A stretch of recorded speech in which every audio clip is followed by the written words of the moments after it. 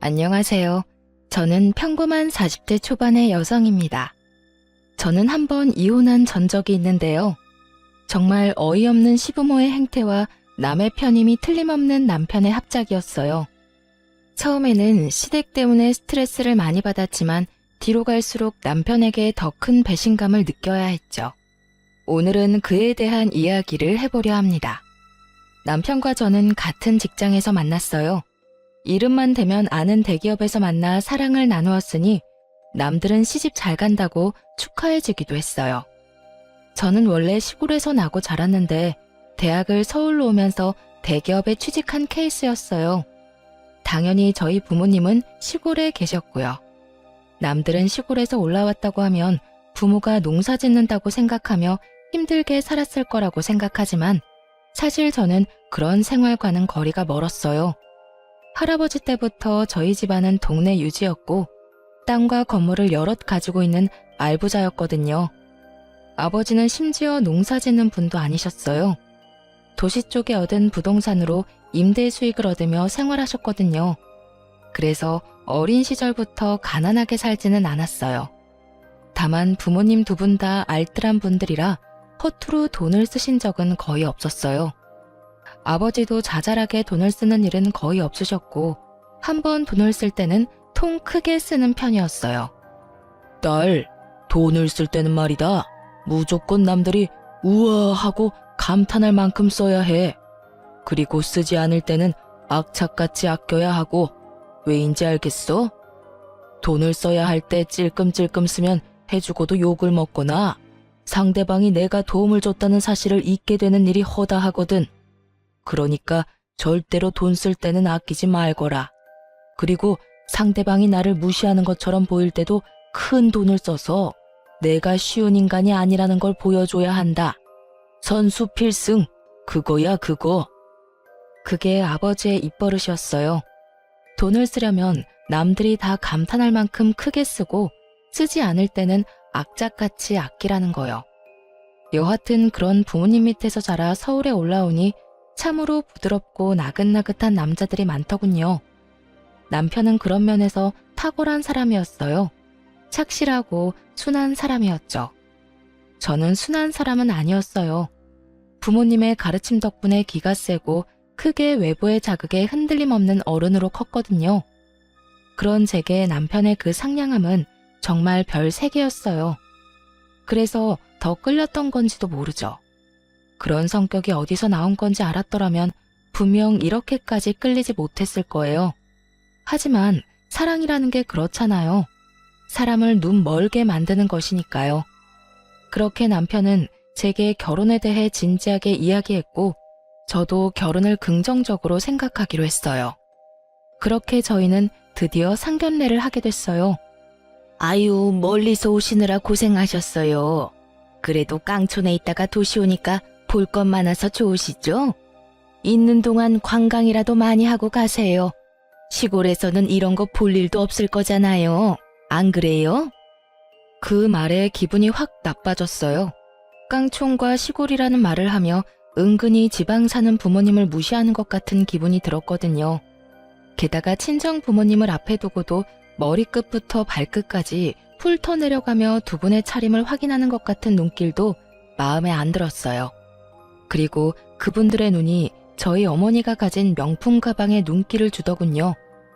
어머니는 명품을 좋아하시지 않지만 딱 하나 어디 중요한 날에 들려고 사두신 것인데 그걸 보고 이번에는 시모가 말했어요. 사부인, 제가 이런 말 하는 거 너무 고깝게 듣지 마세요.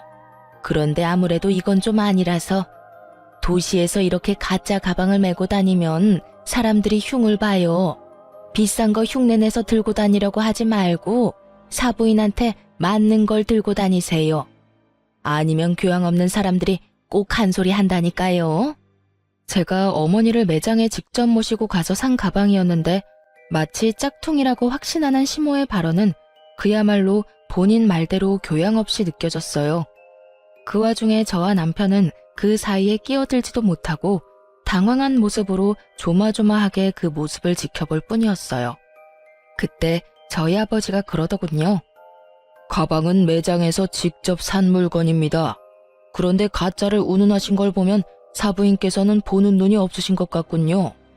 좀 더 사람과 물건 보는 안목을 기르지 않으면 사업도 많이 힘들 텐데 걱정이네요. 무시하는 발언에 걱정과 비난을 섞은 말로 응수하는 아버지였어요. 보는 제가 다 조마조마했죠. 심지어 아버지 표정은 너무 평온해서 기분이 나쁜 건지 안 나쁜 건지도 모르겠더라고요. 그게 진짜 물건이라고요? 죄송하지만 사돈께서는 어떤 일을 하시는지 저희는 지방에 계신다는 말밖에 듣지를 못해서. 제가 남편을 째려봤죠. 분명히 제가 아버지가 무슨 일을 하는지 알려드렸는데 남편이 이야기를 제대로 하지 않았다고 생각할 수밖에 없잖아요. 그러자 남편이 화들짝 놀라며 시모에게 다급히 말하더군요. 어머니, 제가 저번에 부동산 임대업 하신다고 말씀드렸잖아요. 바쁜 날 말씀드려서 깜빡하신 모양이네요. 장인어른께서는 지방에 땅과 건물을 가지고 계세요. 그제야 시모가 고개를 끄덕이며 새삼스러운 눈빛으로 저희 친정 부모님을 쳐다보더군요. 아무것도 없는 깡촌에서 농사짓다가 올라오신 분이 아니라는 걸 알아서인지 이내 생긋 웃더라고요. 솔직히 기분이 더러웠어요. 아버지가 대놓고 빈정거렸는데도 그걸 신경 쓰지도 않고 금방 태세 전환하는 모습이 좀 징그럽다고 해야 하나요? 그리고 그 이후로 식사가 나오면서 시부모는 저희 부모님을 다시 무시하기 시작했어요. 아무래도 지방에 있으면 이런 거 먹을 일이 없지요. 저희가 바빠서 서울까지 오게 한 것도 죄송해서 아들에게 고급 음식점으로 예약하라고 이야기해놨습니다. 좀 비싸긴 하지만 그래도 이런 격식 있는 자리에 딱 맞는 가게이긴 하죠. 일부러 독립된 방으로 예약했어요. 아무래도 테이블 매너 같은 것도 모르실 텐데 남들한테 보이기까지 하면 좀 그렇잖아요. 가치 있는 우리 수준도 무시하게 될 테고 그러니까 편하게 드세요. 말투는 굉장히 격식이 있는 것처럼 보였는데 실상 말을 뜯어보면 대놓고 저희 가족을 무시하는 발언을 교묘하게 섞어서 말을 하고 있더군요. 시모와 시부의 모습에 저는 이 사람들이 저랑 남편의 결혼을 반대하는 거 아닌가 하는 생각까지 들 정도였어요. 그리고 식사에 들자마자 시부모는 본론부터 말하더군요. 저희는 결혼이 참 중요한 일이라고 생각하고 있어요. 그리고 사돈들 사람들 성품과 지위도 중요하다고 생각하고요. 하나뿐인 아들인데 어떻게 함부로 장가를 보낼 수 있겠어요? 사돈도 딸 시집 아무한테나 보내고 싶지는 않을 거잖아요. 그렇죠. 도대체 무슨 말을 하려고 저렇게 장황하게 뜸을 들이나 했는데 그 다음에 튀어나온 말은 당황 그 자체였어요. 그래서 말인데 결혼하게 되면 어떤 식으로 지원을 해줄 것인지 그게 궁금하네요. 저희 아들이 이런 말하면 제 얼굴에 금칠하는 것처럼 보이겠지만 정말로 어딜 가서 빠지는 얼굴도 아니고 직장도 대기업으로 아주 좋잖아요. 그리고 무엇보다 성격도 어찌나 착한지 이런 우량 물건 데려가시려면 그에 상응하는 무언가가 오고 가야 하는 게 정상이 아닐까 하는 생각이 들어서요. 시모 말은 우리가 내거는 조건에 따라 결혼을 승낙할지 말지 결정하겠다는 뉘앙스였어요. 나를 잡기 위해 상견례를 하는 줄 알았는데 결혼을 시킬지 말지도 아직 결정 못했다는 시모 말에 저는 눈앞이 하얘졌습니다. 도대체 뭐 하는 사람들인가 싶었죠. 그래서 사부인께서는 어떤 조건을 원하시는지 저희도 저희 딸이 어디 한 군데 빠진다는 생각은 안 합니다. 이만하면 얼굴도 예쁘고 아직 젊기도 하고 직장도 좋죠. 그리고 막내에다가 하나뿐인 딸이라 그런지 저도 마음이 많이 쓰입니다. 그런데 자네 집은 어떻게 할 생각인가? 네. 저희는 일단 전세부터 시작할 생각입니다. 저희는 대출이 잘 나와서 가능할 것 같습니다. 그리고 서울 외곽 쪽이면 돈도 좀 덜 들어서 그쪽으로 알아보고 있습니다. 집 살 돈은 얼마나 되지? 저는 5천만 원 정도 모아놨고 부모님이 1억 정도 마련해 주신다고 하셨어요. 나머지는 부부 둘이서 대출로 마련할 생각입니다. 아버지가 곰곰이 생각하더니 한마디를 툭 던졌어요. 1억 5천만 원 가지고는 서울에 괜찮은 집 마련하기가 불가능하다는 것쯤은 나도 잘 알고 있네. 그러면 내가 우리 딸아이를 위해서 신혼집을 마련해 주도록 하지. 20평대로 자네 회사 근처로 집을 찾아보게. 집은 내가 사주겠네. 그 말에 시댁 사람들 눈이 엄청 커져버렸어요. 본인들도 놀란 모양이었죠. 사돈, 서울에서 집을 사주는 건 몇 억 가지고 되는 문제가 아니에요. 아무리 구축이고 오래돼도 얼마나 비싼지 모르고 그런 말씀 하시는 것 같은데. 저도 압니다. 서울에도 제 건물이 있거든요. 평생 부동산 쪽에 있었는데 서울 시세도 모를까 봐요. 대출 같은 거 끼면 아까운 이자만 나가니까 저도 우리 귀여운 막내딸을 위해서 돈 쓰는 거예요. 그렇지 않아도 사돈댁이 사업하면서 큰돈 만지는데 우리 딸이 결혼해서 주눅 들면 안 되지 않습니까? 결혼은 격이 맞는 사람들끼리 한다는데 격이 안 맞다고 상대방이 생각하면 우리가 돈이라도 많이 써야지요. 마음 같아서는 다른 남자 데려오라고 하고 싶지만 딸애가 좋다고 하니 제가 힘 좀 쓰는 겁니다. 예상과 다르게 흘러가는 상견례에 저는 당황하기만 했어요. 아버지가 집 살 때 도움을 주겠다고 하시긴 하셨지만 나머지는 남편과 알아서 마련하라고 했었거든요. 그런데 갑자기 제게 신혼집을 사주신다니 저야말로 당황했죠. 어머나, 그러면 저희야 좋지요. 요즘 시대가 많이 변했잖아요. 꼭 신랑 쪽에서 집을 할 필요도 없는 거죠. 그럼 아들, 그 5천만 원은 필요 없는 돈이니까 아껴두고 너희 결혼 후에 필요한 일이 있으면 쓰렴. 사돈 어른께서 이렇게 통 크게 집을 사주신다고 하시니 얼마나 다행인지 모르겠네요. 참 좋은 분들하고 사돈을 맺게 돼서 참 기쁩니다. 신혼집을 저희 아버지가 산다는 말에 시모의 말투는 완전히 바뀌었어요. 완전히 저희를 인정하겠다는 말투였죠. 그런데 갑자기 시부가 싱긋 웃으며 아버지에게 한마디를 툭 던졌습니다. 그런데 사돈, 신혼집은 공동 명의로 하는 건 어떻습니까? 요즘 사람들 한쪽에서 집 해와도 다들 공동 명의 합니다. 그래야 결혼도 오래 지속되고 안전하죠. 요새 워낙 배우자 몰래 집을 가지고 장난치는 사람들이 많아서 아무래도 걱정이 좀 되잖아요. 물론 우리 며느리 될 아기가 그렇다는 말은 아닙니다. 그냥 통상적으로 다들 살면서 서로 집에 기여를 할 것인데 한 사람 이름으로 집을 한다는 게 좀 너무한 처사가 아닌가 해서요.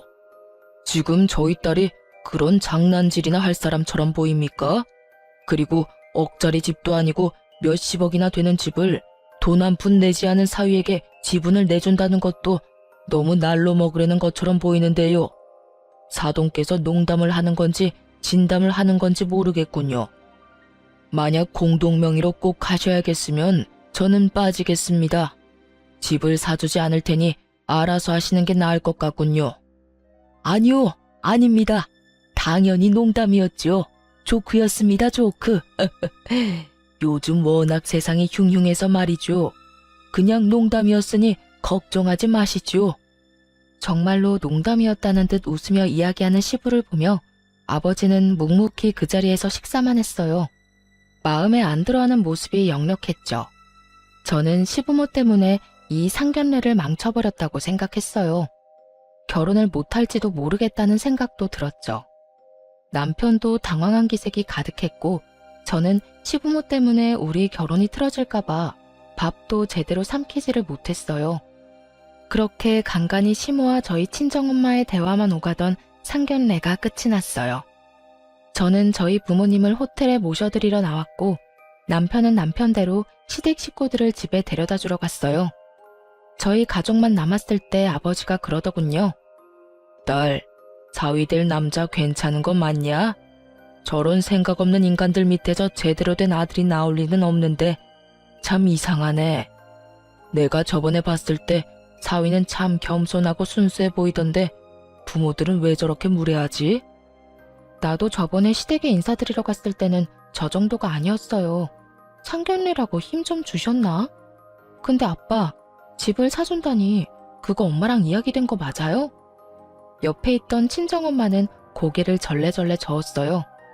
아버지가 그 자리에서 즉흥적으로 한 말이라는 거였죠. 서울 집값 장난 아니에요. 아버지 가지고 있는 건물까지 팔아야 할 텐데. 딸, 사람이 죽으면 가지고 가지도 못하는 게 재산이다. 너 그런 집에서 돈도 없이 들어가면 얼마나 구박받겠냐? 딱 봐도 인상 좋은 사람들은 아니잖아. 그러니까 초반에 저 기세를 꽉 눌러야 해. 그나마 이 아비가 뼈 빠지게 벌어놓은 돈이 있으니 그걸로 크게 한 대 후려치고 시작하는 거지. 그렇다고 해서 그 큰 돈을... 그것보다 더 중요한 게 있어. 너 절대로 네 남편한테 공동명의 해주지 마라. 네 남편이 괜찮은 사람이라고 해서 저 사돈들이 괜찮은 사람인 건 아니잖아. 아까 돈 한 푼 안 낼 거면서 공동명의 이야기하는 거 봤냐? 농담이라고는 했지만 농담은 아니었을걸? 내가 신혼집 해주겠다는 말 듣고 억울하고 생각했을지도 모르지. 딸이 원하는 건 다 들어주는 딸바보라고 생각했을지도 모르고. 그런 인간들은 나중에 뒤로 무슨 짓을 하는지 알 수 없는 거야. 내가 젊을 때 사기 많이 당해봤잖아. 그러니까 첫째도 의심, 둘째도 의심이야. 알았어? 서울에 대학을 갈 때부터 아버지의 입버릇은 모든 것을 의심하라는 거였어요. 사실 그 덕에 범죄 피해를 잘 빠져나갈 수 있긴 했죠.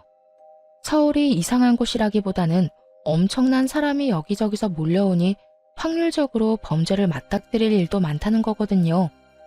게다가 일거수일투족이 다 소문나는 시골과 달리 서울이라는 곳이 워낙 크고 이웃 간에 가깝지 않은 곳이기도 하니까요. 그래도 아버지가 결혼을 하지 말라고 하지 않은 건 남편의 착한 모습 때문이었을 거예요. 그렇게 저희는 결혼을 할 수 있게 됐죠. 결혼을 하고 시댁에 갈 일은 많지 않았어요. 남편이 불편한 제 마음을 헤아려줬고 시댁과의 만남을 최대한 피할 수 있게 해줬거든요. 그런데 결혼하고 1년쯤 지났을 때 시댁에 큰일이 벌어졌어요. 시부가 하던 사업이 실패하면서 시댁 집까지 팔아야 하는 상황이 되어버렸거든요. 그전에도 사업이 잘 안 돼서 2번 망한 적이 있긴 했는데 그때는 본인들이 가진 돈으로 사업을 하다 망했고 이번에는 투자금까지 받아서 어떻게 해보려다 망한 거라 그 투자금을 다 돌려줘야 하는 상황이 된 거죠. 한마디로 크게 일 벌리다가 망해버린 거예요. 투자금이라 해봐야 얼마 되지는 않았지만 집을 날려버리기에는 충분한 금액이었어요. 그렇게 몇 날 며칠을 시댁과 저희 집을 오가며 근심이 가득하던 남편이 제게 그러더군요. 혹시 우리 집 담보로 대출 좀 받을 수 있을까? 대출 받은 건 내가 다 낼 거야. 지금 좀 급해서 그래. 부모님 지금 당장 살 곳도 없으시고. 그 말에 정신이 번쩍 들었어요. 상견례 끝나고 했던 아버지 말이 생각났거든요. 아빠한테 물어볼게. 내 명의이긴 하지만 아버지 돈으로 낸 집인데 내가 그런 중요한 걸 선택하는 건 좀 아니잖아. 잠깐만 기다려봐. 저는 아버지와 통화를 했고 아버지는 그걸 듣더니 절대로 집 담보로 대출받지 말고 일단 남편 데리고 친정에 한번 내려오라고 하더군요.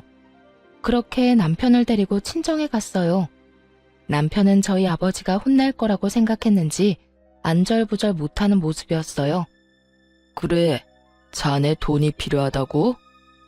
네, 저희 부모님 사업이 망해서 지금 당장 집 얻을 돈도 없어서요.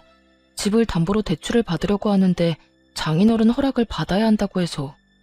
자네 집 살 때 쓰려던 5천만 원은 어쩌고? 그걸로 부모님 집 얻어드리면 되지 않나? 그게 사업 망하고 빚쟁이들이 밀려오는 바람에 제 돈까지 부모님이 빌려가셨어요. 저는 지끈거리는 머리를 손바닥으로 감쌌어요. 이 시부모들이 남편이 모아놓은 돈까지 싸그리 끌어당겼었던 거예요. 남편은 저에게 말도 없이 그 돈을 시댁에 홀라당 줘버렸고요. 만약 그 돈이 저희가 부부 생활 중에 모은 돈이었다면 화가 엄청 났을 테지만 결혼 전에 모은 돈이었고 부모가 빚쟁이에게 쫓기니 쓸 수밖에 없었다는 점 때문에 저도 남편에게 따질 수도 없는 입장이었어요. 다만 걱정이었죠. 이러다가 우리 집까지 그 불똥이 튈까봐 말이죠. 그렇군. 그러면 내가 1억을 빌려주겠네. 대신 차용증은 써야 하는데 괜찮은가? 네, 괜찮습니다. 빌려만 주시면 제가 매달 잘 갚겠습니다. 원금은 자네가 부담 안 될 정도로 갚으면 되고 이자는 안 받도록 하겠네. 대신 조건이 좀 까다로운데 잘 읽어보고 결정하게.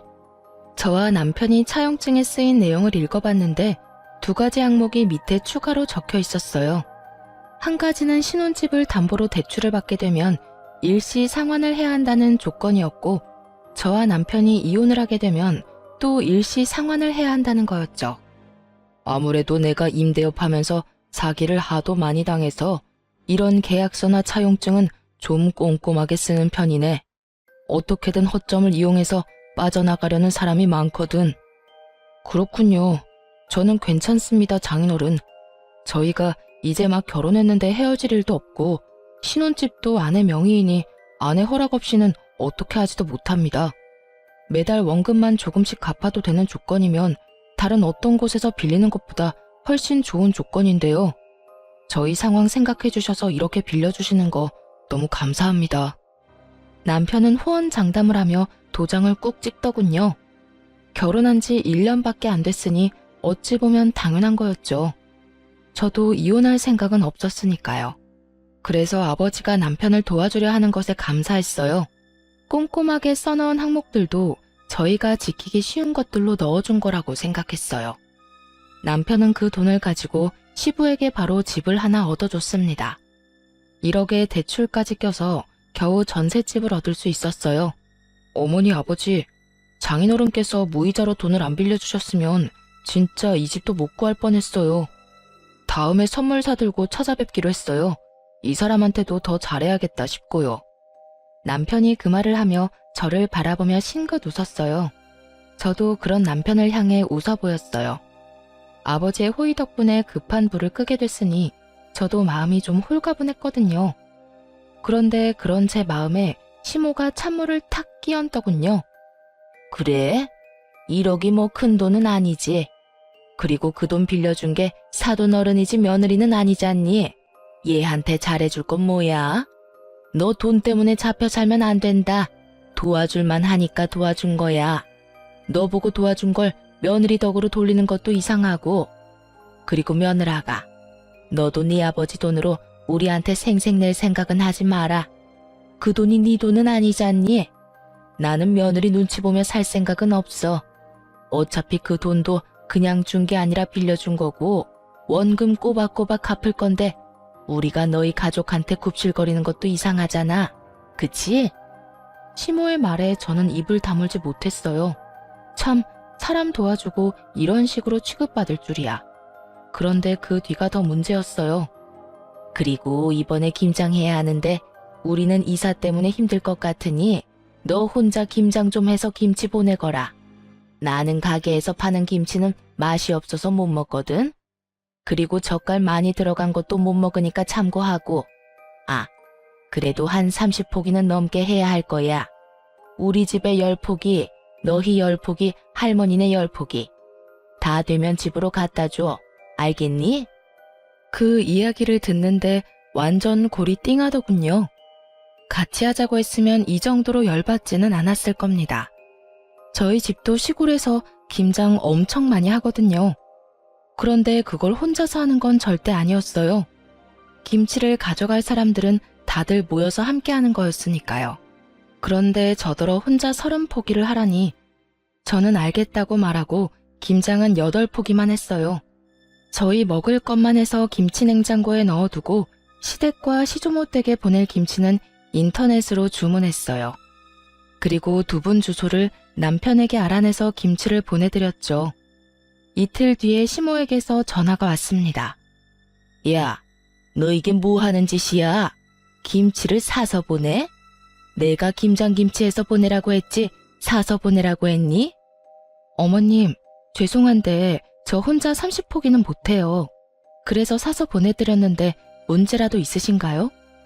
입맛에 안 맞으면 반품하시고 다른 거 사시면 될 것 같은데요. 그 문제가 아니잖아. 30포기 누가 혼자 하라고 했니? 친정 가서 해오면 되지. 지금 시댁김치를 친정에서 해서 가지고 오라는 말씀이신가요? 그래. 너 혼자 못하겠으면 그렇게 하면 되지. 내가 분명히 말했지. 나는 시중에 파는 김치는 못 먹어. 저희 친정어머니가 왜 어머님 드실 김치를 해야 해요? 저희 어머니를 설마 가사 도우미 정도로 생각하시는 건 아니시죠? 저는 어이가 없었어요. 불과 얼마 전에 우리 부모님한테 돈 빌려갔잖아요. 그런데 저뿐만 아니라 저희 부모님까지 끌어들여서 시집살이를 시키려 하는 꼴이 정말 너무 웃겼어요. 사돈한테 돈 빌려간 주제에 마치 주인이라도 된 마냥 굴더군요. 난 그런 생각 한 적 없어. 오히려 네가 우리를 얼마나 무시했으면 내 말은 들은 채도 하지 않고 김치를 사서 보냈겠니? 정말 며느리라고 하나 있는 게 이렇게 생각이 없어서 어쩌니? 이런 일 하는 게 며느리야. 결혼한 지 얼마나 됐다고 벌써 시어머니를 이겨먹으려고 해? 어머님, 인간적으로 30포기를 혼자 하라거나 나누지도 않을 친정엄마와 함께 하라고 하는 게 더 저희를 무시하는 것 같은데요. 김치는 보냈고 마음에 안 드시면 반품하고 이번에는 어머님이 직접 주문해서 드세요. 요즘 파는 김치도 맛있게 잘 나와요. 그리고 요즘 세상에 며느리가 시댁 일꾼이라고 생각하는 것도 진짜 구식인 건 아시죠? 저는 그렇게 이야기하고 전화를 뚝 끊었어요. 시모가 열받았는지 남편에게 전화해서 난리를 쳤더라고요. 그날 저녁에 남편이 저희 집에 와서 그러더라고요. 여보, 도대체 어머니랑 무슨 일이 있었길래 어머니가 그렇게 화가 나셨어? 어머님이 나더러 김치 30포기를 혼자서 하라고 하더라고. 그래서 우리 먹을 8포기만 하고 어머님 보낼 김치는 인터넷에서 사서 보내드렸지. 이 일에 어디에서 화를 내는지 모르겠네. 우리 엄마 입이 좀 까다로우셔서 시중에 파는 김치는 못 드시는데 웬만하면 김치에서 갖다 드리지 그랬어. 남편의 이야기에 저는 화가 났어요. 그러면 김장을 같이 하자고 말씀하셨어야지. 나 혼자 30포기를 어떻게 하라는 말인데? 그럼 당신이 나랑 같이 김장할래? 그리고 어머님이 우리 친정엄마까지 끌어들였다고. 장모님을? 그래, 30포기 혼자 하기 힘들어서 안 했다니까. 그러면 친정엄마랑 같이 해서 보내야 했던 거 아니냐고. 우리 엄마가 식모야? 김치 만들어서 시어머니한테 갖다 바치는 게 말이 되냐고. 이참에 이야기할게. 당신 어머님한테 이야기 좀 해. 제발 상식적으로 행동하시라고. 내가 당신한테 이런 이야기 하는 거 싫은데 부모님 그 집도 우리 아버지한테 빌린 돈으로 마련한 거잖아. 그러면 적어도 우리 부모님은 건드리지 말아야지. 제 말에 남편은 우물쭈물 쩔쩔매며 아무 말도 못하더군요. 겨우 시어머니에게 이야기해보겠다는 말을 들었을 뿐이죠. 그런데 며칠 뒤 더 경악할 만한 일이 벌어졌어요. 시모는 제 상상을 뛰어넘는 뻔뻔함을 지녔더라고요. 돈 1억을 남편이 빌려갔는데 저희 어머니에게 전화해서 돈을 더 요구했다고 하더군요. 예, 너희 시어머니 진짜 너무한다.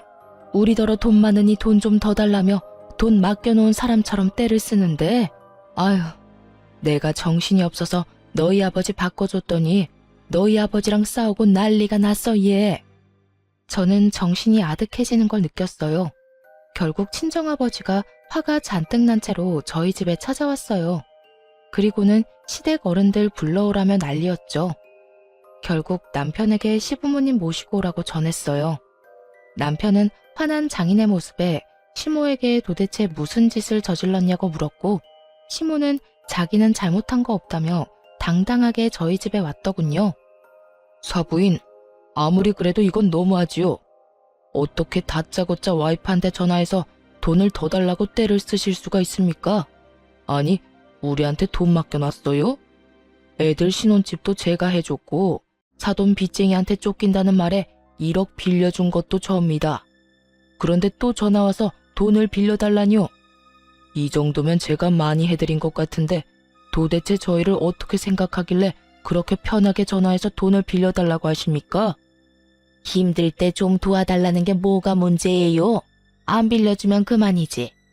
이렇게 사람까지 불러서 무안을 주려는 이유는 뭐예요? 올랑 집 하나 해줬다고 대단한 사람이라고 생각하시나 본데 저희 사업 잘 될 때랑 비교하면 별것도 아닌 수준이거든요. 지금은 사업이 잘 되고 있어서 저희한테 돈 빌리려고 전화하신 겁니까? 무슨 일이든 정도라는 게 있는 법인데 막무가내로 전화해서 떼쓴다고 돈을 빌려줄 거라고 생각했어요? 이런 무례한 사람들이랑 사돈을 맺다니. 장인어른, 진정하세요. 제가 사과드리겠습니다. 어머니가 그런 전화하신 줄 정말 몰랐습니다. 그러니 화 푸세요. 남편의 사과에 시모는 입이 삐죽 나왔고 친정아버지는 겨우 가라앉은 모양새였어요. 어머니, 빨리 사과드리세요.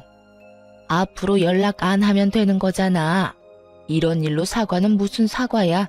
내가 큰 죄를 지은 것도 아니고. 그렇게 말하며 시모는 자리를 떴습니다. 아버지는 남편에게 경고했어요. 자네, 한 번만 더 이런 일로 우리를 실망시키면 딸아이가 이혼 안 하겠다 하더라도 내가 데려와 버릴 거야. 그렇게 이 사건은 남편의 빠른 사과 덕분에 겨우 봉합이 됐어요. 하지만 생각 없는 시모의 기행은 그걸로 끝나지 않았어요. 저희 부부는 결혼과 동시에 아이를 가지려고 애를 썼는데 1년 반 동안 아이가 생기지를 않았어요. 그래서 산부인과 검사를 했고 제가 다낭성 난소증후군이라는 난임 판정을 받게 됐어요. 의사 말로는 불임은 아니고 난임이라고 아주 드물게 자연 임신이 되는 경우가 있긴 하지만 임신을 하더라도 유산이 잦을 거라고 하시더군요. 그에 비해 남편은 정상이었죠. 제 탓으로 아이가 생기지 않는다는 생각에 무척 힘든 시간을 보냈어요. 그래도 치료를 하면 임신 확률을 조금은 높일 수 있다는 말에 좋다는 치료는 다 해가며 임신을 준비했어요. 시댁에는 비밀로 하려고 했지만 남편이 그 이야기를 시모에게 이미 해버렸더라고요. 난임 판정을 받고 한 달 뒤에 시모가 저희 집에 연락도 없이 찾아왔더라고요. 그때 집에는 저와 남편 둘 모두 있었어요. 그런데 시모는 들어올 때 표정부터가 아주 의기양양했죠. 무슨 이야기를 하려나 싶었는데 그 이야기를 꺼내더군요. 너 난임이라는 말 들었다. 하자 있는 며느리를 들였다니. 너 옛날 같으면 이거 아주 큰 문제였다는 거 알고 있니? 어떻게 결혼 전에 검사도 안 해보고 결혼을 했어? 우리 집안 대가 끊기는 일인데 이건 이혼감이야, 이혼감.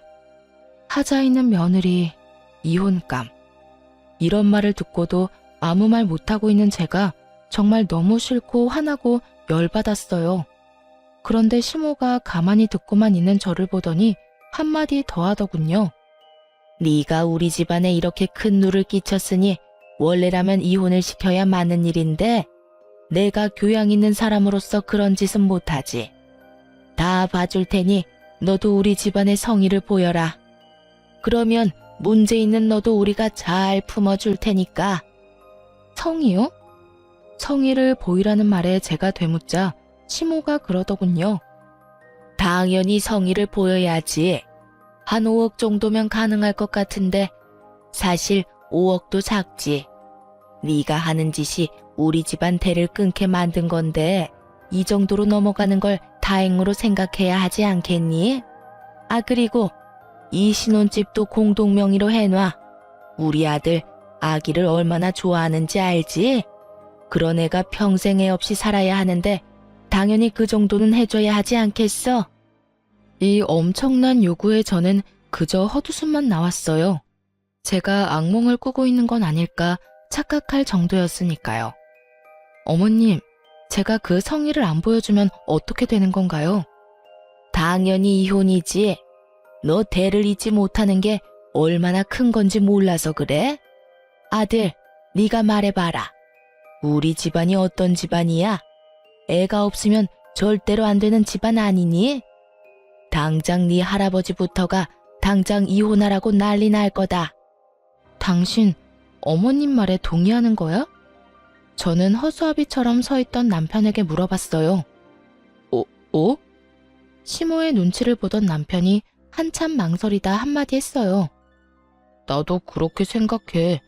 형제가 있는 것도 아니고 남자는 나뿐인데. 게다가 나는 엄마 말처럼 애 좋아하고 애가 있었으면 좋겠거든. 들었지? 이거 봐. 네 남편조차도 그렇게 생각하잖니. 그래서 이혼하자는 말이야? 그건 아니고 엄마 말대로 해주면 그냥 살아도 되고. 정말 복장 터진다는 말이 무슨 말인지 그제야 알겠더군요. 답답해서 돌아버리겠더라고요. 이 사람이 이렇게까지 우유부단했나 싶은 생각과 도대체 시모가 어떻게 사람을 구워 삶아서 이런 말을 하는 걸까 궁금할 정도였죠. 그래, 이혼이 웬 말이니? 그냥 성의만 보여주면 넘어가 준다니까. 딱 봐도 임신이 되고 안 되고가 문제인 게 아니었어요. 저 성이라는 말로 포장된 돈이 갖고 싶을 뿐인 거였죠. 그런데 정말 열받는 건 시모의 그런 얄팍한 생각에 남편 놈도 동의를 하고 있다는 거였어요.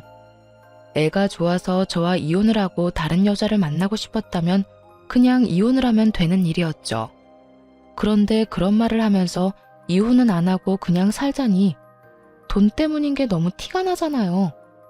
남편의 그 모습이 저에게는 정말로 의외였어요. 여태껏 워낙 착한 모습을 보여왔으니까. 남편이 변한 건지 남편이 시모에게 가스라이팅을 당한 건지 감이 오지 않더군요. 시모에게는 원래부터 좋은 감정이 없었지만 남편에게는 처음으로 분노와 배신감을 느끼게 됐어요.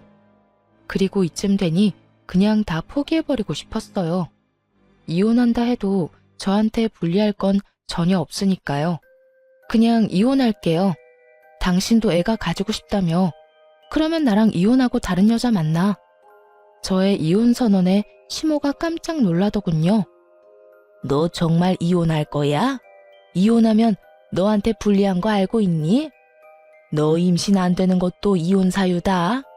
그리고 재산 분할 같은 것도 똑바로 해야 하고 위자료도 내라면 확실하게 내야 하는 거 알지? 그리고 이혼도 네가 먼저 이야기한 거니까. 불리하든 말든 이혼하자고요. 그거 원하시는 거 아니었어요? 애도 못 낳는데 뭐하러 같이 살아요? 지금 보니까 저 남자 나한테 마음이라고는 한 조각도 안 남은 빈 껍데기처럼 보이는데 원하시는 대로 하세요. 5억의 공동명의? 어디서 날로 먹으려고? 일단 지금 당장 둘 다 이 집에서 나가세요. 여기 내 집이니까. 당신도 나랑 이혼하고 싶다고 했으니 이 집에서 나가고. 그렇게 두 사람을 내쫓고는 이혼 소송을 진행했어요. 아버지는 오히려 잘 됐다며 이혼 판결만 나면 빌려준 돈 싹 다 가져오자며 아주 벼르고 계셨어요. 위자료도 다 뜯어내자고 말이죠. 남의 딸 눈에 눈물 나게 만들면 제 자식 눈에도 피눈물 나는 거 알아야 한다면서 아주 이를 갈고 계시더라고요. 그런데 이혼 소송이 진행될수록 뭔가 자기들이 생각한 것이 아니라고 생각했나 봅니다. 시모가 저희 친정어머니에게 전화를 했다고 하더라고요. 제가 시모 전화번호를 스팸 처리해 놓은 바람에 생긴 일이었죠. 제가 연락도 안 되고 얼굴도 못 보니 결국 저희 친정엄마에게 전화해서는 며느리한테 잘 좀 이야기해 주라고 이혼 없던 일로 하면 안 되냐고 전해달라고 했다는 거예요. 정말 뻔뻔하기가 대단한 사람들이야. 내 딸 가슴에 대못을 박아놓고 뭐? 내가 진짜 얼굴이 앞에 있었으면 머리끄댕이를 잡아당겨서 머리털을 다 뽑아놨을 거야. 저것들이 아직 제정신을 못 차렸어. 이제 와서 보니까 자기들한테 전혀 유리한 조건의 이혼이 아니었다는 걸 알아챈 거지. 보통은 이혼하기 전에 다 알아보는 거 아니야? 내가 이혼 안 하고 돈 줄 거라고 철석같이 믿었나 봐. 임신 안 되는 것도 서러운데 돈까지 내고 서러워야 해? 그런 취급 받을 바에야 평생 혼자 살고 말지. 그런데 시모의 그 연락이 끝일 거라고 생각했는데 일 끝나고 회사에서 나오는데 남편 놈이 저를 기다리고 있더군요. 같은 회사지만 부서가 달라 필사적으로 피해 다녔는데 결국은 출입구에서 기다리고 있으니 피할 방법이 없었죠. 남편은 굉장히 어정쩡한 얼굴로 저를 기다리고 있었어요. 미안한 것도 아니고 화난 것도 아니고 딱 누가 시켜서 찾아온 것 같은 얼굴이요. 얼떨떨한 표정으로 저를 부르더라고요. 난 당신하고 할 말 없는데? 여보, 나는 할 말 있어. 잠시면 돼. 잠깐만 들어줘. 내가 그때 한 이야기는 정말로 다 거짓말이야. 난 여전히 당신 사랑하고 있고 아이가 없더라도 당신하고 헤어지고 싶은 생각 절대로 없어. 이건 진짜 내 진심이야. 그러니까 우리 이혼 없던 걸로 하면 안 될까? 당신 없으니까 너무 허전하고 힘들어. 웃기고 앉아있네. 당신 그거 전혀 진심으로 안 들려. 그런 말 하고 싶었으면 내가 어머님한테 그런 취급 받았을 때 했어야지. 이혼 이야기 나오기 전에 했었어야 맞는 거지. 그랬으면 난 당신 하나 바라보면서 혼인관계 유지했을 거야. 그런데 너 뭐라 그랬냐? 그때 진짜 얼토당토 않은 말도 안 되는 말 짓거렸지? 미친놈. 오늘 이렇게 찾아와서 이야기하는 것도 그래. 딱 보니 답 나오네. 어머님이 그렇게 말하라고 시켰지? 제 말에 남편놈이 아무 말 못하고 고개를 숙여 제 눈을 피하더군요. 침묵은 긍정이라는 말이 있죠. 아무 말 못하는 남편놈을 보니 감이 오더라고요. 저는 남편을 앞에 두고 시모에게 전화를 걸었어요. 어머님, 아들 반품한 거 취소 안 할 거예요. 반품하라고 한 것도 어머님이면서 왜 다시 돌려주려고 하세요? 그러지 마세요. 이미 애착 같은 거 없어요. 이혼소송 불리하게 진행되는 것 같아서 속상하신 건 알겠는데 그러게 왜 처음부터 알아보지도 않고 일을 진행해서 이렇게 후회할 짓을 만들었어요? 어쨌든 이런 식으로 저희 부모님한테 연락하거나 이 인간 이용해서 이혼 번복하려고 하지 마세요. 저는 이혼 꼭 할 거니까요. 며느라가, 아가, 내 말 좀 들어봐라. 나는 당연히 결혼을 했으니 재산 분할이 조금이라도 될 줄 알았어. 그런데 혼인 기간이 짧으면 그게 인정이 안 될 가능성이 높다네. 그리고 나는 차용증에 대해서 제대로 몰랐지 않니? 그런 항목이 있었으면 절대로 이혼 이야기도 안 꺼냈을 거야. 이혼하면 빌린 돈을 무조건 갚아야 한다는 조건이라니 너무하지 않니? 아무리 그래도 우리 사정도 봐줘야지. 어떻게 지금 당장 1억을 어디서 구해? 그건 그쪽 사정이고요.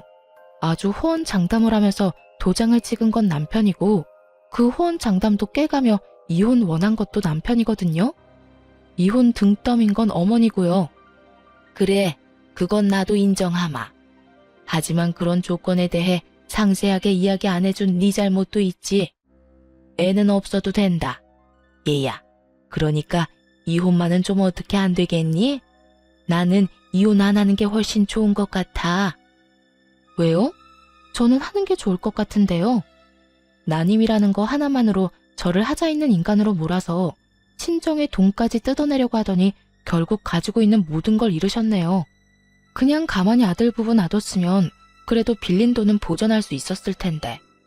저희 이혼하게 만드신 것도 모자라서 사람 약점 가지고 뒤흔든 고약한 마음씨 잘 봤어요.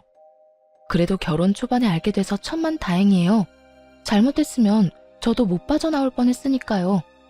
앞으로 연락하지 마세요. 연락하면 스토커로 신고할 거예요. 그리고 이 인간 시켜서 말 전하게 하지도 말고요. 저 이미 이 사람한테 정 다 떨어졌어요. 그렇게 말하고 전화를 끊자 남편놈은 더욱더 고개가 아래로 파고들더군요.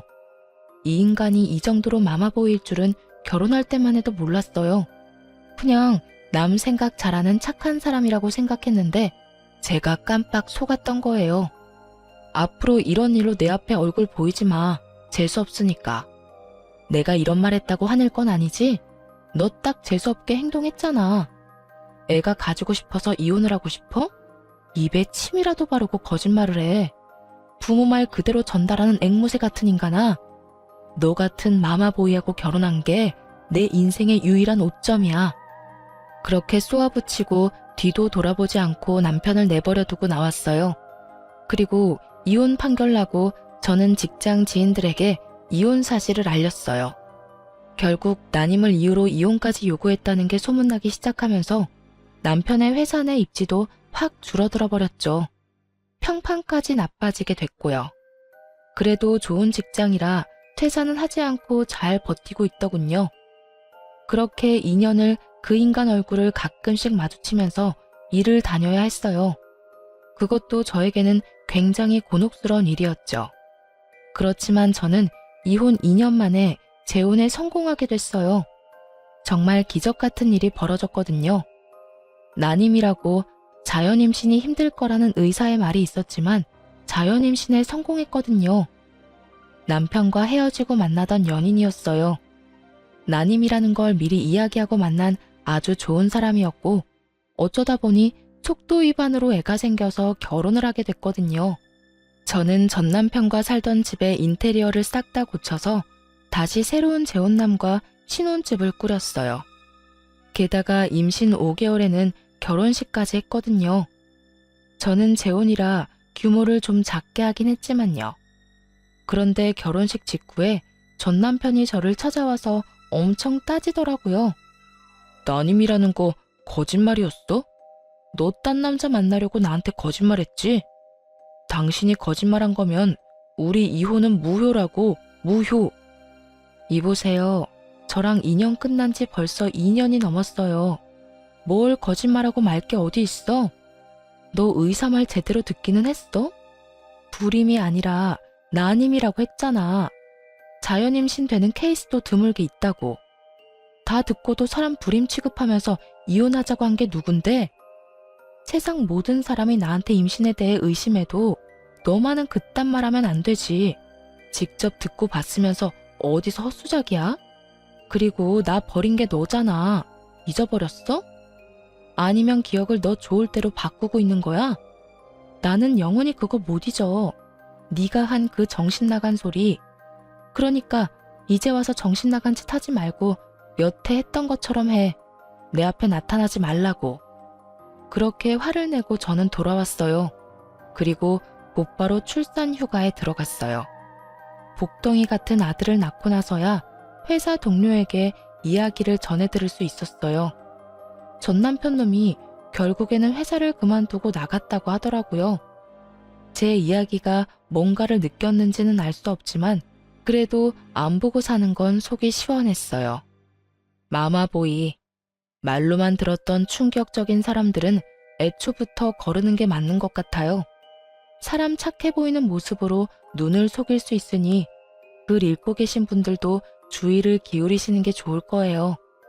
정말 처음에는 아주 감쪽 같은 정상인처럼 보이거든요. 어쨌든 저는 외동아들 키우며 힘들지만 즐거운 날들을 보내고 있어요. 애를 키우면 엄청 힘든데 그 힘든 일들이 전 남편과의 결혼 기간에 비하면 훨씬 수월하더라고요. 앞으로도 재혼한 남편과 아이와 행복하게 지낼 거예요. 푸념 같은 저의 긴 글 읽어주셔서 감사합니다.